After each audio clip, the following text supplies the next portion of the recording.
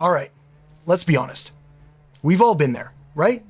You are completely swamped racing against a deadline, while the colleague across from you seems more focused on their Spotify playlist than the report that was due yesterday. It's frustrating, it's annoying, and frankly, it's just not fair. You end up pulling the extra weight, your stress levels go through the roof, and you feel like you're about to explode. But at the same time, you don't want to be the office snitch or start a workplace drama. So, what do? I've been in that exact spot. Let me tell you a story. A few years back, I was on a massive project. It was a huge deal for the company.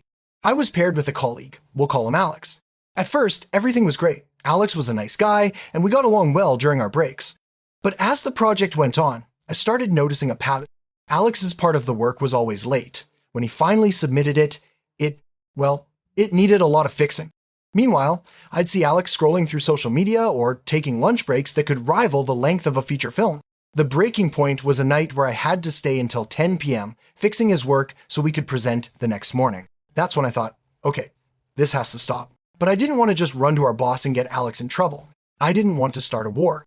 After that long night, I decided to try a different approach. And from that experience, I've got a few tips that might just help you out. First, and this is the most important step, don't just assume the worst. Before you label someone a slacker, try to see the bigger picture. Is this a one-time thing or a recurring habit? Is it possible they're overwhelmed with another task you don't know about? Or maybe they're dealing with something in their personal life? In Alex's case, I realized I'd never actually asked. I was just making assumptions based on what I saw. So, tip 1, pause, and don't let your frustration take the lead. This is the move I made.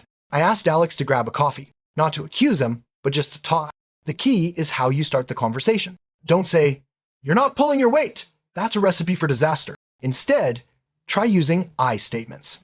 I said something like, "Hey, I'm feeling a bit swamped with the project deadline and I'm worried we might not hit it. I was wondering if we could sync up on our parts and see how we can help each other out." See the difference? The focus is on the project and a shared solution, not on his personal failure. To my surprise, Alex responded really well. It turned out he was feeling insecure about his tasks and didn't know who to ask for help. After our chat, we made a simple plan. We broke down the big tasks into smaller chunks with mini deadlines for each one. We also agreed to have a quick 5-minute check-in every morning just to make sure we were on the same page. This creates accountability without feeling like you're micromanaging. It was no longer your task versus my task, it became our task. Okay, so let's say you've tried all of this, and nothing has changed. This is when it's time to involve a third party, like your manager. But there's a right way and a wrong way to do this. Don't go to your boss to complain.